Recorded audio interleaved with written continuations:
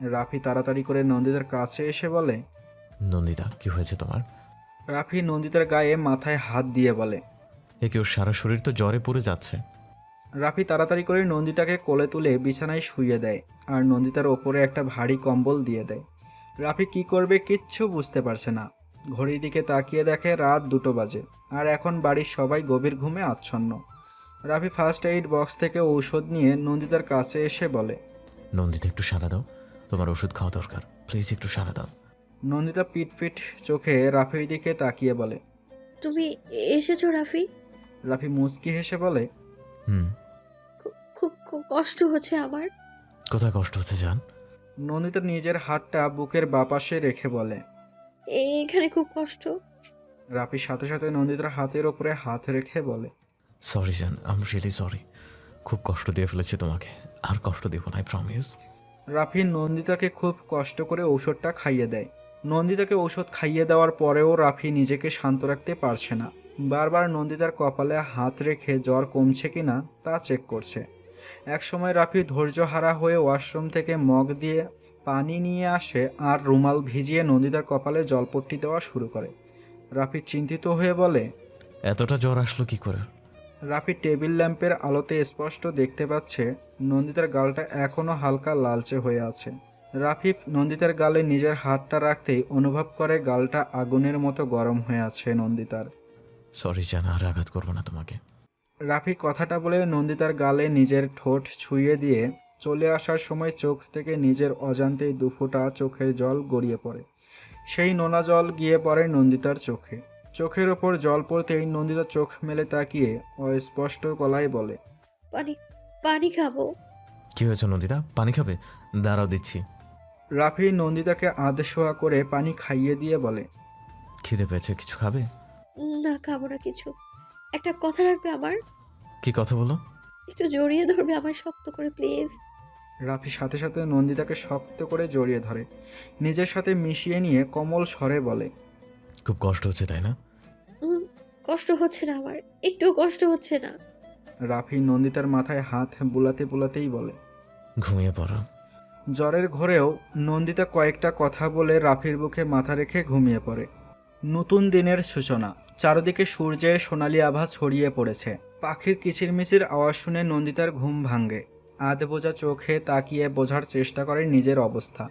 যখন বুঝতে পারল নন্দিতা বেডে শুয়ে আছে তখনই তড়িঘড়ি করে নিজের গায়ের ওপরে থাকা কম্বলটা সরিয়ে শোয়া থেকে উঠে বসে মনে মনে ভাবে।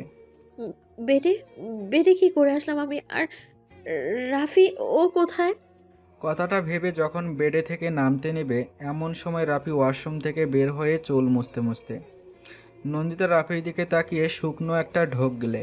নন্দিতা ভেবে নিয়েছে রাফি ওকে একটা জোরে ধমক দিবেই দেবে, কিন্তু রাফি নন্দিতার ভাবনাকে ভুল প্রমাণিত করে মজার ছলে বলে। কি হলো, এভাবে তাকিয়ে আছো কেন? আমার বুঝি শরম লাগে না? রাফির মুখে এমন ধরনের কথা শুনে নন্দিতার চোখের আকৃতি স্বাভাবিকের চেয়ে বড় বড় হয়ে যায়। 2-3 বার চোখের পাতা ঝাপটে আমতা আমতা করে বলে। না মানে, আমি আসলে আমি সত্যি জানি না আমি বেডে কি করে আসলাম। আমি এক্ষুনি বেড থেকে নেমে যাচ্ছি। নন্দিতা তাড়াহুড়ো করে বেড থেকে নামতে গিয়ে মাথা ঘুরে যায় আর সাথে সাথেই বেডে বসে পড়ে। রাফি দ্রুত পায়ে নন্দিতার কাছে গিয়ে নন্দিতাকে ধরে চিন্তিত গলায় বলে। কি হয়েছে, শরীর খারাপ লাগছে? না, আসলে মাথাটা হঠাৎ করে ঘুরে গিয়েছে। ঠিক আছি আমি এখন। রাফি কপট রাগ দেখিয়ে বলে। ঠিক নেই? তোমার চোখ মুখ বলে দিচ্ছে সেটা যে তুমি ঠিক নেই। রাফির কথা শোনার পরেও নন্দিতা জোর খাটিয়ে উঠতে চায়, কিন্তু রাফি ধমক দিয়ে বলে। উঠছো কেন? ওয়াশরুমে যাব। চলো, আমি তোমাকে নিয়ে যাচ্ছি। নন্দিতা অবাক হয়ে বলে। মানে? রাফি হুট করেই নন্দিতাকে কোলে তুলে নেয়। হঠাৎ করে এমন হওয়াতে নন্দিতা হতভম্ব হয়ে তাকিয়ে আছে রাফির পানে। রাফি নন্দিতার চাহনি উপেক্ষা করে বলে। এভাবে চলো। রাফি নন্দিতাকে ওয়াশরুমে নিয়ে গিয়ে দাঁড় করিয়ে দিয়ে বলে। নাও এবার ফ্রেশ হও। নন্দিতা নির্লিপ্ত ভঙ্গিতে বলে। তোমার সামনে ফ্রেশ হব? তাতে প্রবলেম কি? নন্দিতা চোখ বড় বড় করে তাকায় রাফির দিকে। নন্দিতা তাকানো দেখে রাফি বলে। আচ্ছা ঠিক আছে, তুমি ফ্রেশ হও, আমি বাইরে আছি। কথাটা বলে রাফি ওয়াশরুম থেকে বের হয়ে আসে আর নন্দিতা ওয়াশরুমের দরজা আটকিয়ে ভাবতে থাকে। হলোটা কি? ও এমন অদ্ভুত আচরণ কেন করছে? আবার নেশা টেশা করলো নাকি? রাফির কণ্ঠ ভেসে আসে। কি হলো, তাড়াতাড়ি ফ্রেশ হও। হ্যাঁ, হচ্ছি। নন্দিতা আর কিছু না ভেবে ফ্রেশ হয়ে দরজা খুলে বের হতে নেবে, তখনই দেখে রাফি দাঁড়িয়ে আছে। রাফি নন্দিতাকে দেখার সাথে সাথে নন্দিতাকে কোলে তুলে নিয়ে বেডে বসিয়ে দেয়। আর নন্দিতা ড্যাব ড্যাব করে তাকিয়ে রাফির কাণ্ডগুলো দেখছে। রাফি বলে, এখানে বসে থাকো চুপচাপ, আমি আসছি। রাফি চলে যেতেই নন্দিতা বলে ওঠে, কি হচ্ছে এসব? গতকাল সকালেও তো আমার সাথে খারাপ ব্যবহার করলো, আর আজকে এমন করছে কেন? একটু পর রাফি এক প্লেট খাবার নিয়ে এসে নন্দিতার পাশে বসে। নন্দিতা বোকার মতো বলে, এসব কি? দেখতে পারছো না এগুলো কি? কালকে রাতে তো খাওনি, তার উপর জ্বর বাঁধিয়ে বসে আছো। নাও এবার হা করো। নন্দিতা হাসি হাসি মুখ নিয়ে বলে। আমি নিজে খেতে পারবো তো? রাফি চোখ রাঙিয়ে বলে। হা করতে বলেছি তো নাকি? নন্দিতা চুপচাপ খাবারটা খেয়ে নেয় আর মনে মনে বলে, কি হচ্ছে এগুলো? আমি কি স্বপ্ন দেখছি? না, যা হচ্ছে সবটাই বাস্তব। খাবারটা শেষ করো, পরে বুঝতে পারবে স্বপ্ন নাকি বাস্তব। নন্দিতা আজকে অবাকের শেষ চূড়ায় পৌঁছে যাচ্ছে। মাথা কেমন জানি ভন ভন করছে। এ যেন আগের রাফির প্রতিচ্ছবি ফুটে উঠেছে এখনকার রাফির মাঝে। রাফি নন্দিতাকে ঔষধ খাইয়ে দিয়ে নিজেও খেয়ে অফিসে চলে যায়। আর যাওয়ার আগে নন্দিতাকে আরও অবাক করে দিয়ে কপালে চুমু এঁকে দিয়ে জলদি চলে আসবো বলে চলে যায়। নন্দিতা সারাদিন শুয়ে বসে কাটিয়েছে। যখন সবাই জানতে পেরেছে নন্দিতার জ্বর এসেছিল, তখন থেকে নন্দিতার সব ধরনের কাজ করা বারণ। সারাদিনে রাফি অনেকবার কল করে নন্দিতার খোঁজ খবর নিয়েছে। রাফির হঠাৎ এমন আচরণ নন্দিতাকে ভীষণ ভাবাচ্ছে। সন্ধ্যায় রাফি বাড়িতে এসেই নন্দিতাকে আরও এক দফা অবাক করে দিয়ে বলে, নন্দিতা, রেডি হয়ে নাও, 9টায় ফ্লাইট ধরতে হবে। নন্দিতা ভুরু কুঁচকে বলে। মানে কোথায় যাব? রাফি সরল গলায় বলে। কেন, হানিমুনে ভুলে গেছো নাকি? নন্দিতা হতভম্ব হয়ে বলে। হানিমুন? কিন্তু তুমি তো... রাফি কণ্ঠে গম্ভীরতা এনে বলে। তুমি কি রেডি হবে নাকি আমি রেডি করিয়ে দিব তোমাকে? নন্দিতা ভয় পেয়ে দ্রুত গলায় বলে। না না, আমি রেডি হচ্ছি, কিন্তু... রাফি গম্ভীর গলায় বলে। আবার কি? না, কিছু না। কথাটা বলেই নন্দিতা চুপচাপ আলমারি থেকে কালো রঙের একটা জামদানি শাড়ি নিয়ে চেঞ্জ করতে চলে যায় ওয়াশরুমে। নন্দিতা চেঞ্জ করে বের হয়ে দেখে রাফি নিজের প্রয়োজনীয় জিনিস ব্যাগে ঢুকাচ্ছে। রাফি নন্দিতার দিকে চোখ তুলে তাকায়। জ্বরের কারণে নন্দিতার চোখ মুখ ফুলে আছে, আর সেই সাথে ফুলো ফুলো মায়াবী মুখটা রাফিকে একটু বেশি টানছে ইদানিং। রাফি আস্তে আস্তে করে নন্দিতার সামনে গিয়ে দাঁড়ায়, আর নন্দিতা নিচের দিকেই তাকিয়ে আছে। রাফি নন্দিতার কানের কাছে মুখটা নিয়ে মৃদু গলায় বলে। খুব অবাক হচ্ছে তাই না আমি কেন হঠাৎ এমন করছি? একবার হানিমুনে চলো, তারপর বুঝতে পারবে। নন্দিতা রাফির কথার আগামাতা কিছুই বুঝতে পারছে না। রাফি পুনরায় বলে। তাড়াতাড়ি রেডি হয়ে নিচে আসো, ডিনার করে বেরোবো। রাফি রুম থেকে বের হয়ে যায়। নন্দিতা বিড়বিড়ে বলে। হানিমুনে গিয়ে আবার কি হবে? নন্দিতা রেডি হয়ে নিচে নেমে ডিনার করে সময় মতো বেরিয়ে যায় হানিমুনে যাওয়ার উদ্দেশ্যে। ফ্লাইটে বসে থাকতে থাকতে কখন যে ঘুমিয়ে পড়েছিল নন্দিতার ঠিক মনে নেই। সকালে নন্দিতার ঘুম ভাঙে, চোখ খুলে নিজেকে নরম তুলতুলে বেডের ওপরে আবিষ্কার করে। নন্দিতা উঠে বসে ঘরের চারদিকটা ভালো করে পর্যবেক্ষণ করে দেখে অচেনা একটা ঘরে সে। নন্দিতা ভয় পেয়ে ঢোক গিলে মনে মনে বলে। আমি এখানে এলাম কি করে? আমি তো ফ্লাইটে ছিলাম। রাফি কোথায়? ও আবার এখানে একা রেখে চলে গেছে। এসব চিন্তা করেই নন্দিতা শব্দ করে কেঁদে দেয়। রাফি নন্দিতার কান্নার আওয়াজ শুনে দ্রুত পায়ে বেলকনি থেকে এসে নন্দিতার মুখটা ভরে বলে। কি হয়েছে জান, এভাবে কান্না করছো কেন? কান্না করেই যাচ্ছে নন্দিতা। অনেক চেষ্টা করছে এর কান্না থামানোর জন্য, কিন্তু কান্না থামাতেই পারছে না। রাফি অস্থির গলায় বলে। আরে তুমি কান্না করছো কেন? বলবে তো আমায় কি হয়েছে? আর আমি তো এখানেই ছিলাম। নন্দিতার কান্না থামছে না দেখে রাফি নন্দিতার কান্নারত মুখশ্রীর দিকে তাকিয়ে আছে এক ধ্যানে। হাসিও পাচ্ছে, আবার খারাপও লাগছে নন্দিতার কান্না দেখে। এত বড় একটা মেয়ে এভাবে কান্না করছে, যে কিনা চাইলেই বাচ্চা জন্ম দিতে পারবে। তবে রাফি এটা বুঝতে পারছে না নন্দিতা কান্না করছে কেন। খারাপ স্বপ্ন টপ্ন দেখছে নাকি? রাফির নজর যায় নন্দিতার শুষ্ক লাল রাঙা ঠোঁট জোড়ার দিকে। রাফি ঢোক গেলে অন্যদিকে মুখ ফিরিয়ে নিজেকে সামলানোর চেষ্টা করে, কিন্তু না পেরে রাফি নন্দিতার শুষ্ক ঠোঁটে নিজের ঠোঁট মিলিয়ে দেয়। হুট করে নিজের সাথে এমন হওয়াতে নন্দিতার চোখ বড় বড় করে তাকায়। নন্দিতা রাফির থেকে দূরে সরে যেতে চাইলে রাফি নন্দিতার কোমরে ধরে নিজের আরও কাছে টেনে নেয়। কিছুক্ষণ পর রাফি নিজে থেকেই নন্দিতাকে ছেড়ে দেয়।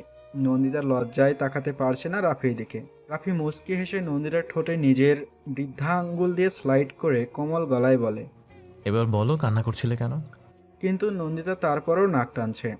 নন্দিতার নাক টানা দেখে রাফি কপট রাগ দেখিয়ে বলে। আবার কান্না করলে কিন্তু এবার আর চুমু খাবো না, অন্য কিছু করব। তখন কিন্তু আমাকে দোষারোপ করতে পারবে না। যা হবে সব কিন্তু তোমার দোষের জন্য হবে। নন্দিতা চোখ তুলে রাফির দিকে তাকায় অবাক হয়ে। রাফি তপ্ত নিঃশ্বাস ছেড়ে নন্দিতার ডান হাতটা ধরে নরম গলায় বলে। কি হয়েছে বলো, কান্না করছিলে কেন? না বললে বুঝবো কি করে যে আমার একমাত্র বউটা কেন কান্না করছিল? নন্দিতা ধরা গলায় বলে। আমি ভেবেছিলাম তুমি আমায় ছেড়ে চলে গিয়েছো, তাই ভয়ে কান্না করে দিয়েছিলাম। রাফি নন্দিতার কথা শুনে সশব্দে হেসে বলে। এটার জন্য কান্না করছিলে আমি ভেবেছিলাম নাকি? কথাটা বলেই নন্দিতার কপালে পড়ে থাকা চুলগুলো কানে গুজে দিয়ে বলে। আর তোমাকে ছেড়ে দেওয়ার কথা কোত্থেকে আসছে? একবার তো ছেড়ে দিয়েছিলাম, তাহলে ফিরে এলে কেন আবার? আর একবার যখন ফিরে এসেছো তাহলে আর ছাড়বো না কোনোদিন তোমাকে। বেঁধে রাখবো সারা জীবন তোমাকে নিজের হৃদয়ের গহীনে। নন্দিতা নিচু স্বরে বলে। তুমি এমন কেন করছো রাফি আমার সাথে? আমি এসব আর নিতে পারছি না। প্লিজ এভাবে স্বপ্ন দেখাবা না আমায়। রাফি মুচকি হেসে নন্দিতাকে আলতো করে জড়িয়ে ধরে বলে। এটা স্বপ্ন না, এটা বাস্তব। তুমি কি ভেবেছিলে কিচ্ছু জানতে পারবো না? আমি সব জানতে পেরেছি, কেন বা কার জন্য এসব করেছিলে সব। মানে? রাফি নন্দিতাকে ছেড়ে বলে। মানেটা এখন না জানলেও হবে তোমার। শুধু রাতটার জন্য অপেক্ষা করো, তখন জানতে পারবা। এবার উঠে ফ্রেশ হয়ে নাও, নাস্তা করতে হবে। রাতে কি হবে? Surprise madam. সারপ্রাইজ বলে দিলে কি আর এটা সারপ্রাইজ থাকে? তাই না জানলেও চলবে আপনার। আর রাতের জন্য নিজেকে তৈরি রেখো। রাফি কথাটা বলে নন্দিতার কপালে নিজের ঠোঁট শুয়ে দিয়ে চলে যায়। নন্দিতা চিন্তিত হয়ে বলে। কি জেনেছে রাফি? ও কি সবকিছু জেনে গেল নাকি? তার জন্য কি এমন করছে আমার সাথে? কিন্তু কার কাছ থেকে জেনেছে? রাফির চিৎকার শুনে নন্দিতা তাড়াতাড়ি করে ফ্রেশ হয়ে নিচে নামে। নিচে নেমে নন্দিতা আরও এক দফা অবাক হয়। এত বড় বাড়ি, চারিদিকে এত দামি আর সুন্দর সুন্দর জিনিসগুলো। নন্দিতা সব কিছু খুব ভালো করে খুঁটিয়ে খুঁটিয়ে দেখছে। রাফি নন্দিতার হাত ধরে ডাইনিং টেবিলে বসিয়ে দিয়ে বলে। খাওয়া শুরু করো। কোথায় এসেছি আমরা? পাহাড়ে। পাহাড়ে কেন এসেছি? রাফি মজার ছলে বলে। কারণ তোমাকে পাহাড় থেকে টুস করে ফেলে দিব, তাই পাহাড়ে এসেছি। কি? আর একটা কথা বললে তোমাকে কিন্তু সত্যি সত্যি পাহাড় থেকে ফেলে দিব। নন্দিতা ভয়ে আর কিচ্ছু না বলে চুপচাপ খাওয়া শুরু করে দেয়। আর রাফি ফোনে কারো সাথে কিছু একটা বিষয় নিয়ে কথা বলছে। নন্দিতা খাওয়া শেষ করে ব্যালকনিতে এসে দাঁড়াতেই মনটা ফুরফুরে হয়ে যায় সামনে থাকা মনোরম দৃশ্য দেখে। বড় বড় পাহাড়, চারিদিকে সবুজে ঘেরা। পাহাড়ের ওপর সাদা মেঘের আনাগোনা দেখা যাচ্ছে, যেগুলো বাতাসের সাথে ভেসে যাচ্ছে। এর কিছুক্ষণ পর রাফি নন্দিতাকে এসে বলে যায় সে একটা ইম্পর্টেন্ট কাজে বাইরে যাচ্ছে, ফিরতে নাকি সন্ধে হবে। আর সাথে এটাও বলে গেছে নন্দিতা যেন খাওয়া দাওয়া ঠিকমতো করে নেয়। নন্দিতার আর কি করার, একা একা সারাটা দিন কাটাতে হবে। এটা নাকি তাদের হানিমুন। একা একা হানিমুন কাটাতে হচ্ছে নন্দিতাকে। সারাদিন রাফি দেখা মিলল না। হঠাৎ করেই গোধূলিবেলায় নন্দিতার রুমে 3 জন প্রবেশ করলো। তা দেখে নন্দিতা কিছুটা চমকে বলে। কারা আপনারা? ম্যাম, রাফি স্যার আমাদের পাঠিয়েছেন আপনাকে রেডি করে দেওয়ার জন্য। রেডি করাতে? মানে কিসের জন্যে? এটা তো জানি না, আপনাকে শুধু সাজিয়ে দিতে হবে, এটা আমাদের বলা হয়েছে। নন্দিতা মনে মনে বলল। রাফি করতে কি চাইছে? নন্দিতা আর কিছু বলে না। ওরা নন্দিতাকে সাজাতে শুরু করে। 1 ঘন্টা পর নন্দিতার সাজে কমপ্লিট হলো। কালো শাড়িতে নন্দিতাকে অসাধারণ লাগছে। ম্যাম, এবার চলুন। কোথায় যাব? আপনি চলুন, দেখতে পারবেন। নন্দিতাও ওদের কথা মতো নিচে যায়। নিচে যাওয়ার সাথে সাথে রাফির মেসেজ আসে। গাড়িতে উঠে পড়ো, আর ভয় পাওয়ার কিছু হয়নি, ওদেরকে আমি পাঠিয়েছি। নন্দিতা মেসেজটা পড়ে গাড়িতে উঠে বসে। প্রায় আধ ঘন্টা পর গাড়ি থামে তার নিজের গন্তব্য স্থানে। নন্দিতা গাড়ি থেকে নেমে ভীষণ অবাক হয় রিসোর্টটা দেখে। রিসোর্টের চারদিকে ছোট ছোট বাহারি রঙের লাইট জ্বলছে। নন্দিতার ফোনে আবারও মেসেজ আসে। গেট খুলে ভিতরে আসো। নন্দিতা রাফির কথা মতো ভেতরে প্রবেশ করে। আবার রাফি মেসেজ করে। এবার সিঁড়ি বেয়ে সোজা ছাদে আসো। রাফির মেসেজটা নন্দিতা পড়ে চারপাশে তাকিয়ে রাফিকে খোঁজার চেষ্টা করে, কিন্তু রাফির কোনো চিহ্ন দেখতে পায় না। আবার নন্দিতার ফোনে মেসেজ আসার শব্দ হয়। কি হলো, দাঁড়িয়ে আছো কেন? জলদি আসো, অপেক্ষায় আছি তো তোমার। নন্দিতা রাফির পাঠানো মেসেজ পড়ে মুচকি হেসে এক পা ভরে ভেতরে এগিয়ে যায়। যত এগিয়ে যাচ্ছে নন্দিতা ছাদের দিকে, তত হার্টবিটের গতি বেড়ে যাচ্ছে। এমনটা কেন হচ্ছে তা নন্দিতা বুঝতে পারছে না। ছাদের দরজার কাছে এসে নন্দিতা জোরে নিঃশ্বাস ছেড়ে নিজেকে শান্ত করে। দরজা খুলে ছাদে প্রবেশ করে তো পুরাই শকড। চারদিকে লাইটিং করা, ছাদের মেঝে জুড়ে হার্ট শেপের লাল বেলুন, ছাদের ঠিক মাঝ বরাবর একটা টেবিল আর 2টা চেয়ার রাখা। হঠাৎ করেই নন্দিতার ওপরে গোলাপ ফুলের পাপড়ি পড়তে থাকে।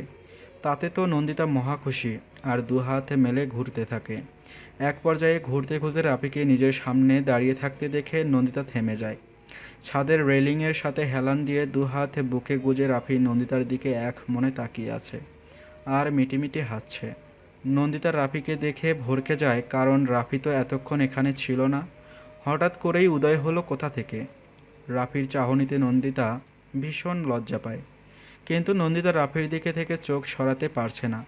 রাফিও আজ কালো পড়েছে, কালোতে রাফি একটু বেশি হ্যান্ডসাম লাগছে, কিন্তু নন্দিতা তো লজ্জায় তাকাতেই পারছে না, তাই নিচের দিকেই তাকিয়ে আছে। রাফি কিছুক্ষণ নন্দিতার দিকে তাকিয়ে থেকে হুট করে এক পা করে নন্দিতার দিকে এগিয়ে আসে।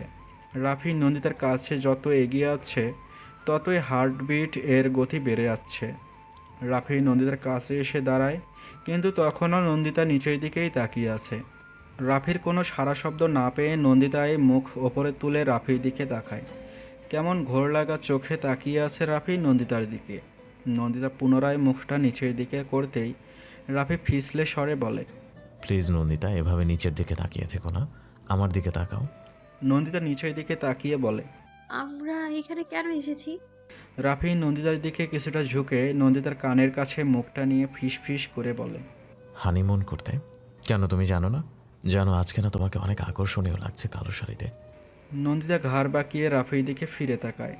নন্দিতার গায়ের শাড়িটা কিছুটা পাতলা হওয়ায় কারণে নন্দিতার সাদা পেটটা দেখা যাচ্ছে সুস্পষ্টভাবে।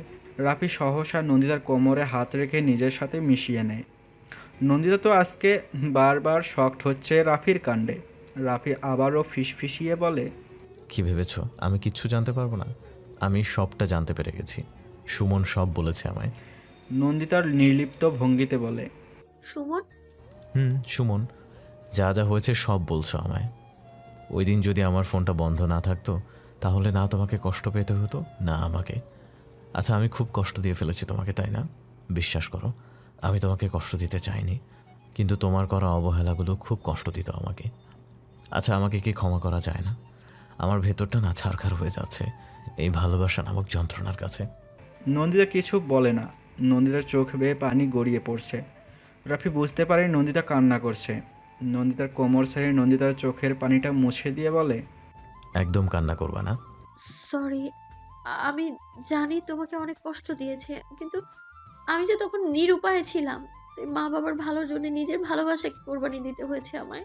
কিন্তু দেখো, ভাগ্যের কি লীলা, সেই ভালোবাসা আবারও ফিরে এলো আমার কাছে। রাফি নন্দিতার চোখের পানিটা মুছে দিয়ে বলে, হয়েছে তোমার কান্না, এবার চলো ডিনার করি। রাফি আর নন্দিতা ডিনার করে ছাদের এক কোণে বসে আছে। রাফি নন্দিতাকে পিছন থেকে শক্ত করে জড়িয়ে ধরে নন্দিতার চুলের ঘ্রাণ নিতে ব্যস্ত।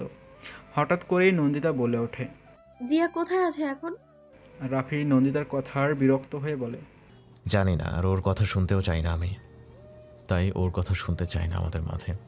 নন্দিতা পিছন ফিরে বলে, কিন্তু রাফি নন্দিতার ওষ্ঠদ্বয়ের ওপর তর্জনী রেখে বলে, কোনো কিন্তু না, চুপচাপ থাকো। নন্দিতা আর কথা বাড়ায় না। অনেক রাত পর্যন্ত রাফি আর নন্দিতা এভাবে বসে রইল। কিন্তু হঠাৎ করেই রাফি নন্দিতাকে কোলে তুলে নিয়ে ছাদের চিলেকোঠার ঘরটার দিকে হাঁটা ধরে। আকস্মিক ঘটনায় মৃদু চিৎকার করে নন্দিতা রাফির গলা জাপটে ধরে। ভয়ে ভয়ে নন্দিতা রাফির পানে তাকালো। রাফির চোখে মুখে অন্য কিছুর আভাস পাচ্ছে নন্দিতা, যেটা মেয়ে হয়ে ঠিকই বুঝতে পারছে। রাফি নন্দিতাকে কোলে করে এনে চিলেকোঠার ঘরটাতে নামায়। নন্দিতা ঘরের চারদিকে দেখে অবাক হয়। চারদিকে লাল গোলাপ, বেলি ফুল আরও নাম না জানা ফুল দিয়ে সাজানো ঘরটা। ছোট ছোট মোমবাতির আলোতে ঘরটা আলোকিত হয়ে আছে। রাফি দরজা শব্দ করে লাগিয়ে দেয়। দরজা লাগানোর শব্দ শুনে ঈষৎ কেঁপে ওঠে নন্দিতা। রাফি নন্দিতাকে আলতো হাতে পিছন থেকে জড়িয়ে ধরে বলে, কেমন হয়েছে ঘর সাজানোটা? নন্দিতা নিচু গলায় বলে, সুন্দর হয়েছে। রাফি নন্দিতাকে নিজের দিকে ঘুরায়। নন্দিতা মাথাটা নুয়ে রেখেছে। রাফি দুহাত দ্বারা নন্দিতার মুখ আবদ্ধ করে মুখ ওপরে তুলে নন্দিতার কপালে গভীরভাবে ভালোবাসার পরশ এঁকে দেয়। নন্দিতার রাফির ভালোবাসার পরশটা চোখ বন্ধ করে অনুভব করে।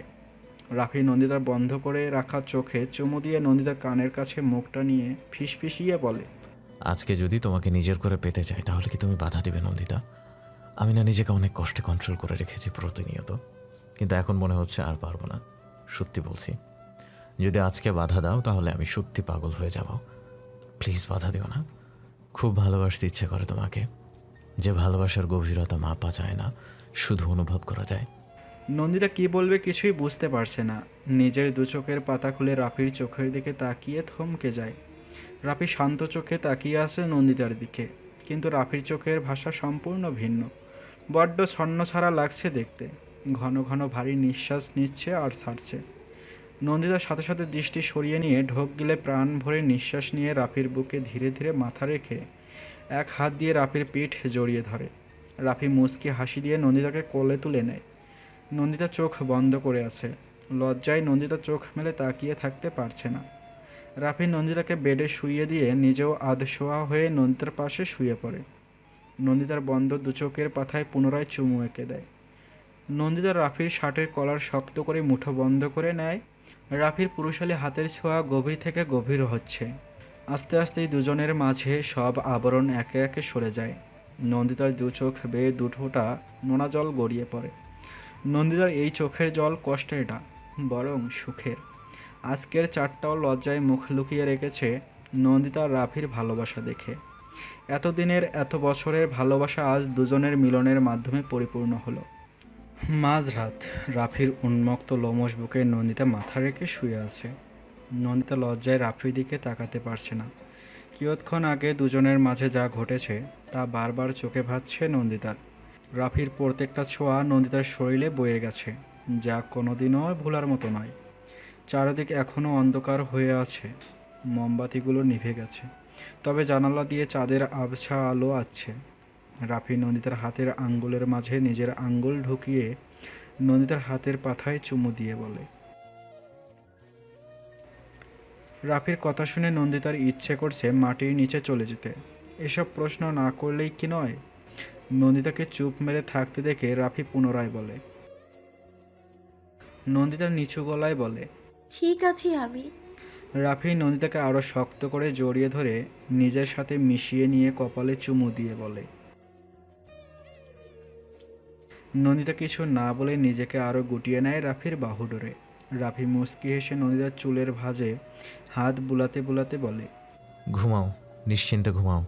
4 বছর পর নন্দিতা ছোট্ট একটা বাচ্চা মেয়ের পেছন পেছন দৌড়াচ্ছে, আর ছোট্ট বাচ্চা মেয়েটি তার ছোট্ট ছোট্ট পা দুটো ফেলে তার বাবার কাছে গিয়ে বাবার কোলে উঠে গলা জড়িয়ে ধরে বলে, পাপ্পা, তুমি মামাকে বলো আমি এখন খাবো না। রাফি মুচকি হেসে বলে, কেন আম্মু, খাবে না কেন? আমার এখন খেতে ইচ্ছে করছে না। তা বললে কি করে হবে? না খেলে তুমি বড় হবে কি করে বলো তো? খাবার খেলে কি তাড়াতাড়ি বড় হয়ে যাব? হ্যাঁ তো, আমার নুফা খাবার খেলে জলদি বড় হয়ে যাবে। ঠিক আছে, তাহলে আমি খাবো।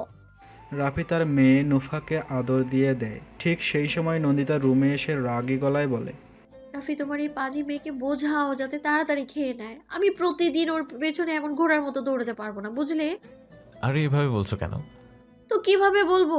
সারাদিন ওর পেছনে দৌড়াতে দৌড়াতে জীবনটা শেষ আমার। আর তুমি বসে বসে বলছো এভাবে বলছি কেন? রাফি নুহাকে বলে, নুফা আম্মু, তুমি তোমার দাদুমণির কাছে যাও, তোমার মাম্মামকে একটু ঠান্ডা করি। নুহা চলে যেতেই রাফি নন্দিতার হাত ধরে নিজের কোলে বসিয়ে দিয়ে বলে, খুব জ্বালায় না আমার দুষ্টু মেয়েটা? ওর থেকে তুমিই বেশি জ্বালাও আমায়। চাপ বাবা, আমি আবার কখন জ্বালালাম তোমাকে? এই ছাড়ো তো, আমার অনেক কাজ পড়ে আছে। আগেই তো অনেক ভালো ছিল, এখন এমন মেজাজটা খিটখিটে করে রাখো কেন? আগে আমাকে ভয় পেতে, কিন্তু এখন মনে হচ্ছে আমাকেই তোমাকে ভয় পেতে হয়। আগের দিন বাঘে খাইছে মশাই, এখন আপনাকে আর আমি ভয় পাই না। হ্যাঁ, রাফি নন্দিতাকে আরও শক্ত করে জড়িয়ে ধরে বলে, সত্যি ভয় পাও না? না পাই না। এই ছাড়ো তো, কাজ আছে আমার। রাফি আচমকাই নন্দিতার ঘাড়ে কামড় বসিয়ে দেয়। নন্দিতা ব্যথায় কুকড়ে ওঠে, গলায় তেজ এনে বলে, এটা কি করলে তুমি? রাফি কৌতুকের স্বরে বলে, ভয় পাও না, তাই ভয় দেখানোর চেষ্টা করলাম, এই আর কি। হয়েছে তোমার ভয় দেখানো, এবার ছাড়ো আমায়। রাফি নন্দিতাকে না ছেড়ে নন্দিতার ডান হাতের আঙ্গুলের মাঝে নিজের আঙ্গুলগুলো ঢুকিয়ে ফিসফিস করে বলে। অনেকদিন রোম্যান্স করি না, চলো না একটু রোম্যান্স করি। নন্দিতা রাফির বুকে ধাক্কা দিয়ে বলে। শখ কত, এক বাচ্চার বাপ হয়ে গেছে, এখন আসছে রোম্যান্স করতে। রাফি বুক ফুলিয়ে বলে। তো কি হয়েছে, এখন রোম্যান্স করে না হয় 2 বাচ্চার বাপ হয়ে যাব।